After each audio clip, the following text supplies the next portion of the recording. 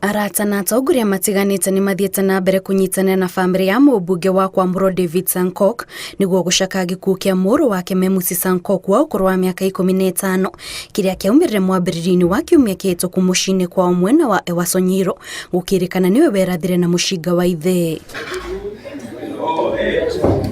Maumĩrĩra ma ũthuthuria wa mwĩrĩ matabandirio wa kerĩ kiumia kĩhĩtũku monanagia atĩ mwanake ũyũ akuire nĩ ũndũ wa rithathi yaingĩrire kĩreru-inĩ na kumĩra mwena wa igũrũ wa kĩongo. Ĩndĩ rĩu abitha arĩa marathuthuria gĩkuũ gĩkĩ nĩ mathanĩte mĩhang'o ĩno ya ũthuthuria wa mwĩrĩ ĩtabanio rĩngĩ nĩguo kũmenya hatarĩ nganja kana nĩwe werathire kana nĩ mũndũ ũngĩ wamũrathire. That one will leave for the government.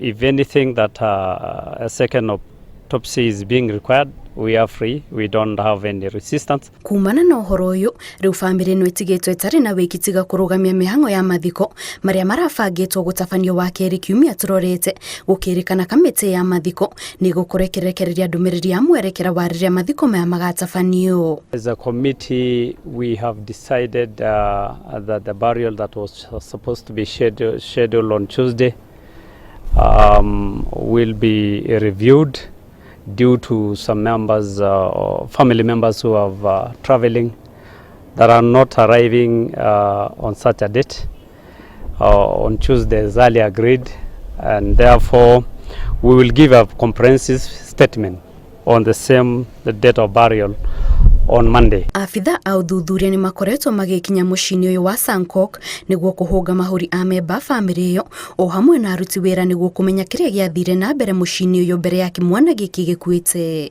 Ngĩribotera Inooro TV, njĩtagwo Kate Muthoni.